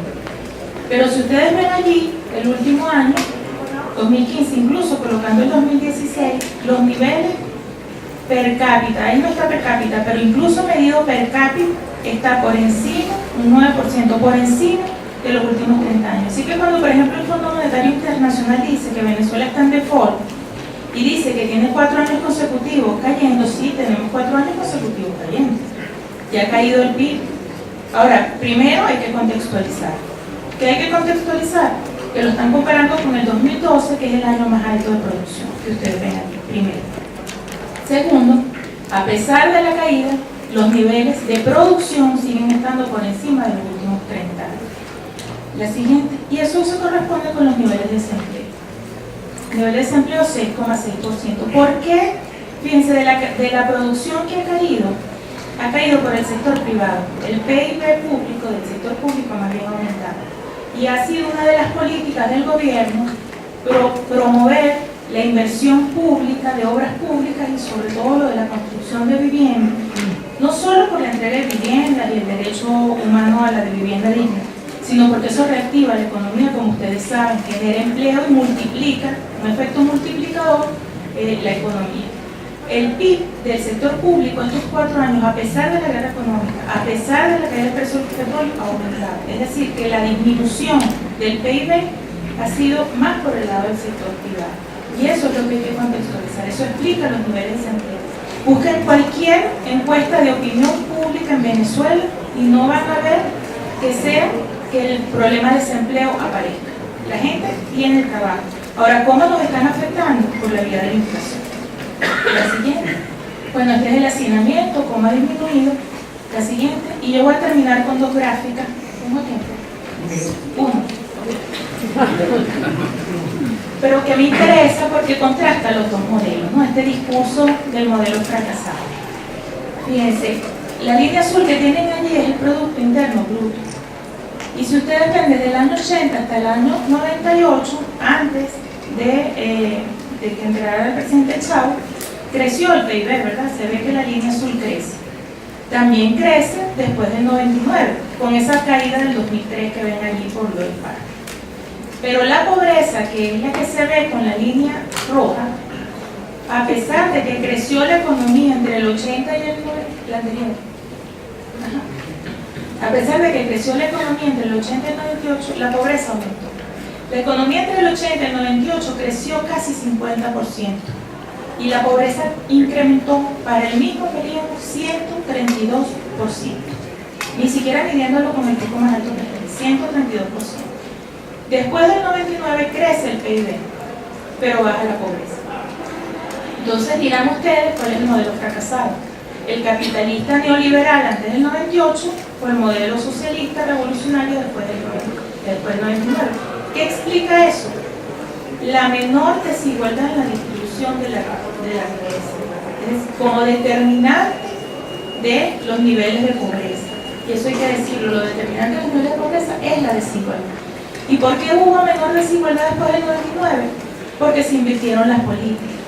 Ya no eran las políticas del consenso de Washington que congelaban los salarios y liberaban los precios y privatizaban la salud, la educación, etc., sino las políticas de más bien controlar precios, aumentar los salarios en función de la inflación, revertir los procesos de privatización de la salud, de la educación, etc. Y una siguiente gráfica que contrasta más bien la pobreza con la inflación. Si ustedes pueden ver aquí la línea azul, antes del 98, cada vez que aumentaba la inflación, había un pico de pobreza, ¿lo ven, verdad? Antes del 99.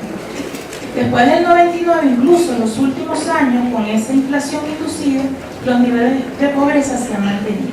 Esa es la gráfica que mejor muestra la resistencia del pueblo venezolano ante uno de los mecanismos de la guerra económica, que es la inflación inducida. ¿Cómo hemos resistido? Ha habido políticas de ajuste de salario ante esta inflación inducida, se han mantenido los subsidios a los servicios básicos, transporte, electricidad, todo lo que afecta a los hogares. La política está orientada directamente a proteger al pueblo y a la clase trabajadora, en cuanto a sus niveles de empleo y sus niveles de ingreso, además de otras políticas en general. Pero de alguna forma es lo que muestra la situación en Venezuela. No van a descansar los gringos. Ese es un problema, es una desgracia. O sea, yo estoy absolutamente convencido. El petróleo se ha extinguido, se va a acabar, y el imperio no va a descansar hasta que no se lo apañe. Eso es una guerra permanente, sistemática. El acoso no va a terminar y nos obliga todo el tiempo a tener la guardia arriba. Yo no tengo nada que envidiarle a Venezuela en términos de riqueza material, porque aquí también hay petróleo, aquí también hay tierras, aquí tenemos oro, tenemos plata, tenemos minas, tenemos un campo, tenemos todos los climas, todas las especies, bueno, muchas especies. Fíjense ustedes, aquí en la reserva ecológica aparece una especie que se suponía estaba en peligro de extinción, y aquí la tenemos. Nada les vamos a envidiar, nada. Llueve aquí en México a lo cabrón. No manchen, nuestras tierras son fértiles. En riqueza material, nada hay que envidiarles. ¿Cuál es el punto? Que hay un gobierno diferente, y eso es lo que yo quiero transmitir. Hay un gobierno diferente, tienen un petróleo de ellos, aquí se entregó. Tienen riqueza de ellos. Ya no tenemos el petróleo, la electricidad, el gas, el agua. No tenemos ferrocarriles, las telecomunicaciones, la banca, puertos, aeropuertos. En 30 años de neoliberalismo teníamos 1.200 empresas públicas. Se acabaron, señores. Y allá hay un gobierno, pueden criticar lo que quieran, pero los números no mienten. Y este es un problema que tenemos aquí, que quieren decirnos que allá están bien, allá están mal, que aquí estamos a toda madre. Yo no acepto, disculpen, que no tienen posibilidades de comunicarse, que la oposición no tiene libertad de expresión. Están a nivel mundial todos los días, chingue y chingue. ¿Cómo que no tienen posibilidades de acceder a los medios de comunicación? En el planeta entero están en todos los medios, radio, prensa, televisión, internet, y el que inventen, ahí van a estar. ¿De qué se quejan? Aquí matan periodistas. En este país es el país donde el oficio del periodismo es el que tiene más riesgo. Desgraciadamente. Aquí la impunidad está toda madre. Ya les dije, tenemos 60 millones de pobres. 2 Venezuelas completitas. Venga la ONU, venga la OEA, vengan a declarar que aquí estamos jodidos, que vienen a rescatarnos. Se callan, porque prácticamente el asunto es derrotar un proyecto. No puede ser, compañeros. Matan a estudiantes, desaparecen normalistas, violan mujeres. Yo voy borracho por la carretera Picacho-Ajusco. Me agarra el alcoholímetro, no me escapo de la cárcel. Podí tomar. Aquí matas el socavón. 2 personas. Pinches privados. Y están haciendo el aeropuerto, Miren ustedes. ¿Quién de ellos está en la cárcel? Es más peligroso andar borracho que matar gente. Ese es nuestro gobierno. Y eso es lo que yo quiero decir. No le enviamos nada a Venezuela. ¿Cuál es el problema? Que tenemos que cambiar de gobierno. ¿Qué hay que hacer? Apoyar a Venezuela. Y decirlo sin vergüenza. Préstenme una figurita del comandante, por favor. Porque hay quien se desmarca, Ay, no, yo no quiero aparecer. Yo no quiero aparecer porque me van a decir populista. Yo no. Yo levanto esto con mucho orgullo. Claro. Y levanto esto en lugar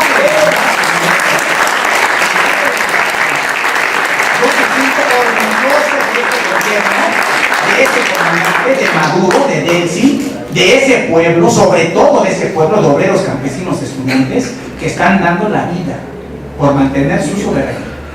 Y eso para mí es un ejemplo. Merece un aplauso. Eso que estamos haciendo, ¿cómo vamos a continuar? Haciendo esto, compañeros. Luchando mediáticamente contra ellos, con nuestras posibilidades, con la camarita del animal dañero, trabajadores del SME, dignamente en resistencia, con nuestras voces, nuestros pequeños volantes, nuestros artículos, con la voz de Gilberto, con la exposición de Pascualina. Ojalá se replicara en todas las escuelas de economía. Ojalá tuviéramos acceso a Televisa, a TV Azteca. Y nos vamos a defender así. Gracias a Telesur, por supuesto que anduvo por acá, siguen por acá, pero esa es la manera. Y no vamos a descansar. Amenazan a Venezuela, amenazan a ese pueblo, a la gente consciente de México también la amenazan. Y le vamos a entrar. La CROC no representa a los trabajadores. Y Peña Nieto no representa al pueblo. Y Videgaray menos. Y Vox apesta. Aquí estamos nosotros con la dignidad, con un arma muy importante, que es la conciencia, el conocimiento y el orgullo. Vamos a defender este pueblo con la mente, con el corazón y con otras partes del cuerpo que luego me prohíben decir por acá, pero también con eso vamos a defender ese proceso. Bueno, lo que haya que trabajar, la salida de esta situación, etc. A pesar de que tiene un poder plenipotenciario. Ahora, visto así, entendiendo que hay una oposición democrática que tiene espacio, que tiene libertad de expresión, porque mucho se ha dicho que no hay libertad de expresión, pero si ustedes ven los indicadores, la mayoría de los medios de comunicación están en manos del sector privado y sobre todo lo que es la radio, sin hablar de las redes sociales. Pero una cosa es eso, y otro aspecto, independientemente que haya poder plenipotenciario o no, es permitir que sean que son de la Asamblea Nacional, del Ejecutivo o cualquier venezolano llame a la intervención del país. Es decir, eso ya es traición a la patria. No importa que tenga rango o no tenga rango, sea elegido o no sea elegido. Y un poco lo que hemos estado viendo en Venezuela es que se reconoce la Asamblea Nacional, se llama la convivencia de poderes, sin embargo hay diputados que han llamado a la intervención o al bloqueo financiero. No son dos cosas totalmente distintas. Y ahí entonces uno se pregunta, bueno, ¿cuáles son los demócratas y quiénes son los dictadores? Entonces yo creo que ahí es importante, cuando uno recibe la información de fuera, tratar de identificar bien cuáles son esos aspectos. La segunda pregunta, que tiene que ver cuáles son las propuestas que se plantean ahorita en la Asamblea Nacional Constituyente. Varios preguntaron eso. La guerra económica que hemos vivido y digamos toda la situación que estamos viviendo en los últimos 4 años, del lado de lo que es el modelo económico, bueno, es vulnerable, Y no es tanto que es vulnerable a la dependencia del petróleo. Eso es importante, porque determinan los niveles de producción. pero sobre todo estamos en esta situación por la dependencia de las grandes corporaciones transnacionales de los alimentos, sobre todo de los alimentos, pero sobre todo medicamentos, productos de higiene y algunos repuestos. Eso es lo que nos hace vulnerables. Esa es una de las discusiones que se está planteando en la Asamblea Nacional Constituyente. Yo les voy a explicar un poquitico cómo funciona en Venezuela. Más o menos se lo expliqué. Las divisas son del Estado, por petróleo. Y el Estado les entrega a estas grandes corporaciones transnacionales las divisas a tasa preferencial para que ellas vayan, importen y traigan los productos, alimentos, medicamentos. Una de las preguntas que se está haciendo en la Asamblea Nacional Constituyente para superar ese modelo rentista petrolero es, porque además quienes viven de la renta no estamos siendo todos los venezolanos. Después del 99 sí, la renta ha permeado la economía, pero falta. Quienes han estado viviendo de esa renta petrolera son las grandes corporaciones transnacionales. Y una de las grandes preguntas que se está haciendo en la Asamblea Nacional para superar ese modelo es por qué el Estado tiene que entregarle las divisas a las empresas transnacionales y a las grandes corporaciones. Es decir, ¿qué hacen esas mismas empresas transnacionales en otros países donde no hay petróleo, donde no hay renta? Esas empresas llevan sus capitales, ¿verdad? Invierten, producen y después generan sus propias divisas a través de la exportación para hacerse de las importaciones, incluso para dejar en el país las divisas, digamos, como hacen en todos los países del mundo. Ahora Venezuela tiene petróleo, la gran pregunta es por qué el Estado le tiene que entregar las divisas, porque esas empresas con tanta capacidad financiera no han abastecido estos 4 años al pueblo venezolano, y además es un constante y permanente, una presión, un chantaje: si no me das la divisa el pueblo no tiene comida, etcétera, etcétera. Entonces esa es la pregunta medular de la superación de ese modelo. Eso no significa que no estén las empresas, pero que lleguen sus capitales, ¿no? La otra gran pregunta, digamos, la otra gran discusión en estas propuestas de la Asamblea Nacional Constituyente tiene que ver con los modos de producción social. Esto es una lucha de clases. Así visto, es una confrontación de dos modelos, y es una lucha de clases, ¿no? Histórica, clásica, ¿no? Superar modelos desiguales, modelos injustos desde el punto de vista social, no solamente pasa, que lo hemos venido haciendo, por controlar estos factores económicos que concentran capitales, monopolios, controlarles los precios, porque ustedes saben muy bien que el mecanismo de apropiación de la plusvalía, digamos, de la riqueza es a través del precio, ¿verdad? Dada una desigualdad en la propiedad de los medios de producción. Entonces la gran discusión es que si queremos avanzar hacia un modelo productivo socialista, se reconozcan otros modos de producción social distintos al capital, al privado. Eso no significa que no exista, pero reconozcamos la participación del Estado en la producción, en la economía, reconozcamos constitucionalmente los modos de producción social y comunal. Desde el año 99, y también ahí empatando con algunas de preguntas que se ha hecho, la producción en Venezuela desde el año 99, los 4 sectores, en este orden que les voy a decir, las 4 actividades económicas que más han crecido son la actividad banca y finanzas, ¿no? La segunda, telecomunicaciones, pero la tercera actividad que más ha crecido los últimos años es la actividad comunal y las cooperativas, en un 100%, y la cuarta, la actividad del gobierno general. Ha sido a través del Estado y de la producción social que se ha de alguna forma reactivado la economía, como han crecido 768% las cooperativas, ¿no? Son un poco indicando que se ha avanzado, que falta, pero es la gran discusión. Yo diría, resumir en 2 grandes discusiones: la transferencia de la renta petrolera o de cualquier recurso natural, porque no solo es petróleo, es gas y todos los que les dije, a las grandes corporaciones privadas que pueden llevar su capital. Y la segunda, el reconocimiento y avanzar hacia modos de producción con el reconocimiento de modos de producción social. Bueno, el tema del petróleo. Si Venezuela es el tercer proveedor de petróleo de los Estados Unidos, no somos cualquier cosa. Cuando nosotros hablamos de sanciones, claro que nos afectan las sanciones.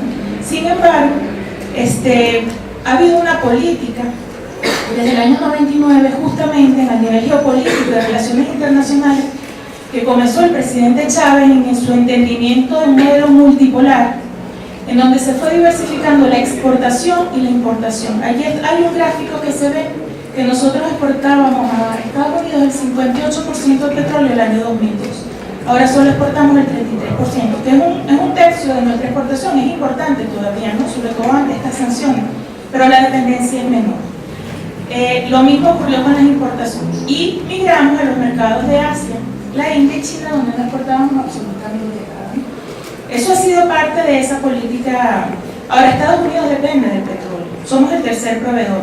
Y si fuese autosuficiente con petróleo, no hubiese incursionado en mecanismos de extracción como el fracking, que son totalmente contaminantes y totalmente costosos.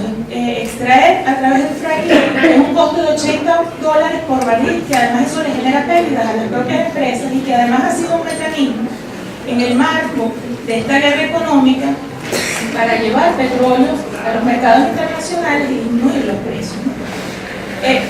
Digamos, eso hay que tomarlo en cuenta. Ahora, no es solo el petróleo, yo coincido, el petróleo es muy importante y todos los recursos. Ahora, aquí está en juego también el tema del modelo alternativo.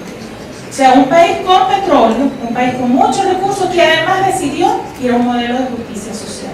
Y eso es una gran amenaza para los grandes capitales. Porque lo mismo hizo Allende, tenía cobre. Lo mismo hicieron en Nicaragua. Lo mismo hizo Cuba, ¿verdad? Pero fue una amenaza a que de hecho, Nixon en los 70, y lo pueden buscar en los documentos desclasificados, Nixon le dijo a Kissinger, yo necesito que Allende no se consolide en el poder para que no se muestren los logros del modelo socialista. Estamos hablando de un país que tiene cobre con la misma guerra. Entonces, son muchos factores que influyen. Ahora, la dependencia de Estados Unidos del petróleo, un petróleo a bajo costo, es importante. Bueno, no sé quién preguntó de la integración del ALBA, sin duda. De hecho, además eso, con este fracaso de la OEA recientemente, pues también está lo de la reactivación de la CELAC y todos los instrumentos de integración, ¿no? El presidente Chávez, al igual que Libia, propuso el SUTE, en la integración y además la integración de la moneda para fortalecer la moneda de los países latinoamericanos.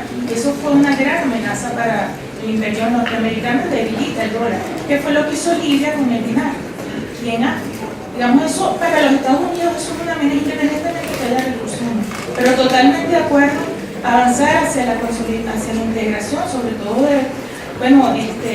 cuando prontamente, seguramente en Argentina, Brasil, ya veamos la disposición nuevamente de una integración, pues yo creo que hacia allí hay que avanzar, ¿no? Bueno, esta pregunta también de las propuestas de la Asamblea Nacional Constituyente, del modelo, les comentaba, y lo de la guerra ideológica que preguntaban, no sé qué. Yo creo que en Venezuela se ha avanzado mucho con la conciencia del pueblo. Si no hubiésemos tenido, hace falta más. Y no solamente conciencia del pueblo, incluso la conciencia de clase, ¿no? Si el pueblo venezolano no hubiese tenido una conciencia de lo que está ocurriendo, no hubiésemos resistido otro problema. O sea, el pueblo venezolano tiene conciencia de lo que está pasando. En las elecciones del diciembre del 2015, y allí empató una pregunta, aunque no vaya en orden del sentir del pueblo venezolano, ¿no? En el 2015, en las elecciones parlamentarias, esa guerra económica se intensificó mucho.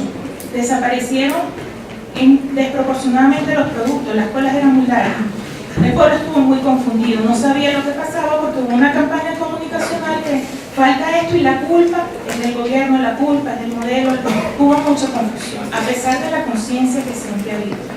Yo pienso que cada vez más se está entendiendo qué es lo que está ocurriendo, quiénes están detrás.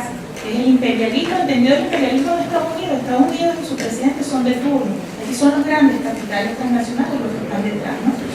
Como son también usados los factores políticos de la oposición local.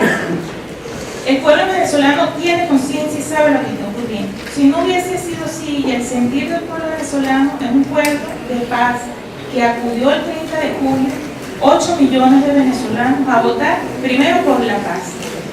Y eso es una indicación que, a pesar de las trabas para ir a votar, es un pueblo que no quiere la violencia, que le gusta vivir en paz, que se reconoce en procesos democráticos y que por allí dicen en la oposición y que quiere seguir en un modelo socialista, un modelo de justicia, porque se ha visto que sabe, a pesar de la guerra, a pesar de que quiere privar de alimentos, medicamentos, saben que están en mejores condiciones del pueblo que antes, hay empleo, etc. Y están conscientes que son agresiones, ¿no? Cuando dicen por ahí, bueno, es que el gobierno, el chavismo no tiene apoyo porque solo fue a votar el 41,5% de la población. Yo quiero aprovechar y desmontar esa matriz. El 41,5%, yo sé que ustedes son muchos, en Venezuela somos 30 millones, el padrón electoral son alrededor de 20 millones de personas, votamos 8 millones, ¿verdad? Eso representa un 41%. Pero ese 41%, lo que no dicen los medios, es que hay que sumarle la abstención natural de cualquier proceso electoral. Primero las trabas para ir a votar, ¿no? Pero la abstención natural ha sido un 25%. Si ustedes le suman el 25%, el 41% les da que la oposición lo que tiene es el 35%. Entonces, hay muchas formas de darle lectura a lo que ha ocurrido. Ha habido una conciencia del pueblo venezolano importante en este proceso. Además que en Venezuela se ha dado una democracia, pasamos de una democracia representativa a una democracia participativa y protagónica.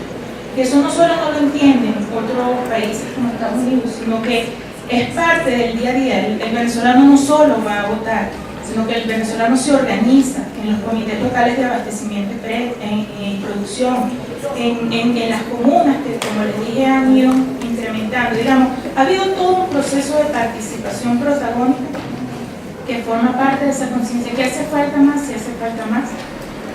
Trabajar todo, sobre todo el tema de la conciencia de clase, por lo que decía el profesor. O sea, somos asalariados y se nos ha vendido esto de que tienes un poquito más y entonces ya te crees bien, pero sigues siendo asalariado y depende de un salario. Entonces eso hay que trabajarlo mucho, porque ciertamente el proceso revolucionario ha dado a la población venezolana, digamos, el modelo. Ahora, cuando digo ha dado, no es que ha regalado. El venezolano trabaja, el venezolano participa, el venezolano se lo gana, pero ha tenido la oportunidad de hacerlo, de poder trabajar, etc. Y está en una situación mejor y se refleja en los indicadores de pobreza. Pero eso, es decir, pero sigue siendo asalariado, ¿no? Por ahora, en un modelo de este tipo sigue siendo asalariado. Entonces, un poco, no sé si respondí la pregunta. Mira, si tenemos forma de contrarrestar la congelación de activos, yo creo que tiene que ver mucho con esta diversificación de exportaciones y de importaciones que se vino adelantando desde el año 99, que tiene que ver también con lo financiero. Y las relaciones financieras con otros países, que no son solamente con Estados Unidos, con China, con Rusia, donde todavía incluso hay un margen de comercialización importante. Por ejemplo, con Rusia solamente importamos del 1%, y hay un margen de importación importante. Igual China. Entonces, al igual que lo comercial, pues hay otros espacios, ¿no? Financieros, donde ha habido colocación de activos, ¿no? Y eso pudiese permitir contrarrestar. Eso no significa, y repetimos, que estas acciones de sanciones vayan a incidir, vayan a afectar al pueblo venezolano en general. Bueno, la superación del modelo rentista, más o menos comenté lo que les decía de esa asignación de divisas al sector privado. Aquí yo había anotado unos números, pero para que tengan una idea, antes del 99 se le asignaban de todo lo que entraba por petróleo, antes de la llegada del presidente Chávez, 113% de lo que entraba por petróleo se le daba a las grandes corporaciones. Es decir, el Estado se endeudaba para dársela a la corporación. Después del 99 eso pasó al 40%. Con ese 40%, lo que se liberó, es decir, el otro 60%, es lo que ha permitido al proceso bolivariano invertir en obras públicas, en la inversión social, que ha incrementado en un 73% solo la inversión pública con esos recursos liberados. La inversión social, es decir, la prestación de servicios de salud, educación, transporte, incrementó 90% después del año 99. Eso fue posible porque no se estaban yendo los recursos. Ahora, ese 40%, ¿qué ha pasado con la empresa privada? Para que ustedes tengan una idea, y con el 113% de antes, la empresa privada ha disminuido la inversión en Venezuela 63%. Entonces dicen que la culpa es del gobierno, pero es que se le han dado los recursos. Desde el 2003 que hay control cambiario, se le han dado alrededor de 390.000 millones de dólares a la empresa privada, que representa ese 40% que les estoy diciendo. Y la empresa privada no invierte, se limita a producir, no exporta, y tampoco genera ingresos por la vía difícil. Entonces, y además cuando decide, no coloca los productos. Entonces, eso es lo que se está realizando en la Asamblea Nacional Constituyente. La pregunta de lo del Choroní, bueno, si se han tomado acciones en el caso del Choroní, es parte, ¿no? Es parte de lo que informan los medios. Digamos, ha habido una situación de un desastre natural, pues, ¿no? Pero se han tomado las acciones, se ha intervenido a través del Ministerio de Interior y Justicia. Yo particularmente, por supuesto, no traje nada de esa información porque me limité a lo económico, pero en los medios está incluso información del Ministro de Interior y Justicia dando partes de qué es lo que está ocurriendo en Choroní y cómo se ha atendido a la población. Con lo del Marmati, yo les decía que la única forma de hacer fraude en Venezuela desde el punto de vista electoral es que todos los participantes den su parte de la verdad. Y es por eso que cuando el presidente o el director del Marmati sale diciendo que hubo fraude electoral en Venezuela y que no votaron los 8 millones, sino que por lo menos 1 millón y tanto no fue a votar, eso no es lo que decía, ¿no? Una de las respuestas fue, bueno, pero si eso fue así y efectivamente fue fraude, entonces él mismo participó en el fraude. Porque la única forma de alterar el sistema es que cada participante coloque su clave. Y uno de los participantes es el Marmati, es la empresa.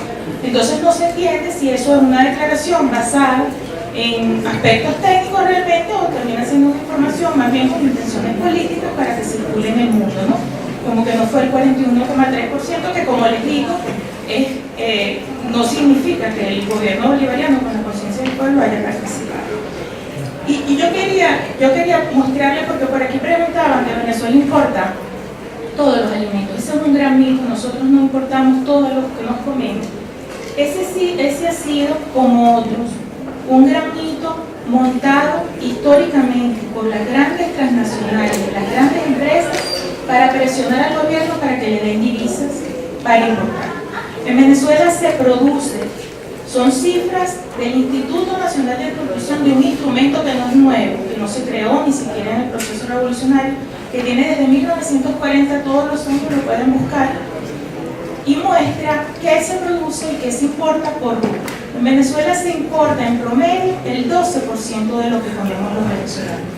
Basta que vayan, por ejemplo, a un supermercado y vean en el carrito del supermercado que tienen. Entonces ustedes van a ver que la carne que consumen se produce en Venezuela, la leche que consumen se produce en Venezuela, la harina de maíz que consumen se produce en Venezuela, los quesos, los embutidos, el jamón se produce en Venezuela, y también se produce en Venezuela el pollo, los huevos, casi en un 100%. ¿Qué importamos? ¿Qué está dentro de ese 12%? Tienen esa gráfica y la siguiente la ven por rubro. ¿Qué importamos? Importamos el trigo. Porque Venezuela no produce trigo porque no tiene condiciones climáticas para producir trigo. Y sin embargo, culturalmente, también como este proceso cultural, los venezolanos nos han vuelto a comer pan.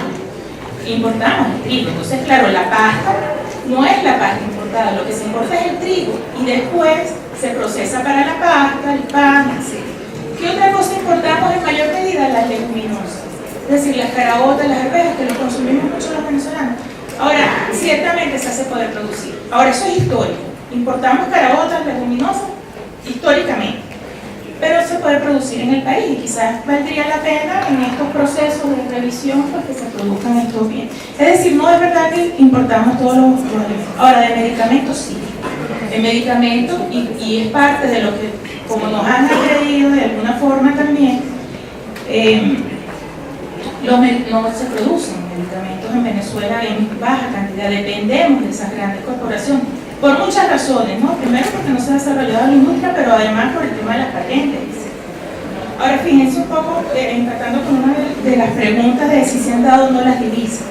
Uno de los grandes argumentos para decir que la crisis económica actual en Venezuela se está viendo es porque no se han asignado las divisas a la empresa. Eso es lo que dicen los medios, ¿verdad? Que el Estado no le ha dado las divisas a la empresa y no pueden importar los medicamentos. Yo les voy a dar algunos datos. El año 2014 se le dio a la industria farmacéutica 3.400 millones de dólares para que llevaran productos a Venezuela, medicamentos. Y supuestamente desde el 2012, 13 y 14 la escasez de medicamentos ha ido aumentando 30%, 60%. Ahora, $3.400 en 2014 los comparamos con las divisas que se asignaron en el 2004 a la misma empresa, que fueron 900 millones de dólares. Ustedes ven la diferencia entre 900 millones y 3.400. Los venezolanos no nos enfermamos tanto en esos 3 años. Al revés, los indicadores de salud están por debajo. Se le han dado, y además por encima de lo que históricamente se le ha venido dando. Ese es el problema estructural de Venezuela, lo que se está discutiendo en la Asamblea Nacional. Eso no es un problema de falta de divisas. Las divisas se le han dado, han registrado las importaciones en dólares, pero en cantidades las han disminuido. Y lo que llega, además, altera los mecanismos de distribución. Pero supongamos que eso no hubiese sido así. Supongamos que el Estado no le hubiese entregado las divisas a las empresas farmacéuticas o a las 2 grandes de productos